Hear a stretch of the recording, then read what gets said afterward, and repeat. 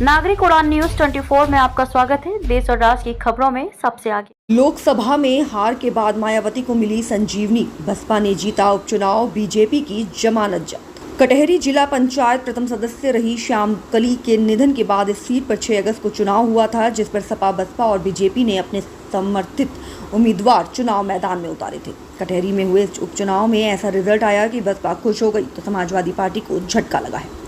वहीं इस चुनाव में बीजेपी की हालत खराब हो गई है। बसपा इस उपचुनाव में सपा से सीट छीनने में कामयाब रही और जिले को जनाधार खो चुकी बसपा को इस उपचुनाव में संजीवनी मिल गई है।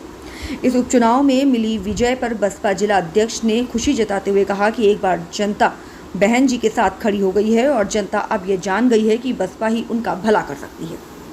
आपको बताते चले कि मुख्य चुनाव में सपा प्रत्याशी के रूप में जीती श्याम कली की मौत के बाद ये सीट खाली हुई थी। फिर कटहरी प्रथम जिला पंचायत की सीट पर हुई उपचुनाव में बसपा समर्थित उम्मीदवार दीपलता उर्फ डिम्पल गौतम ने जीत दर्ज की। वहीं सपा समर्थित उम्मीदवार क्रांति देवी दूसरे स्थान पर रहीं और बीजेपी समर्थित उम्मीदवार सावित्री देवी अपनी जमानत तक नहीं बचा पाईं।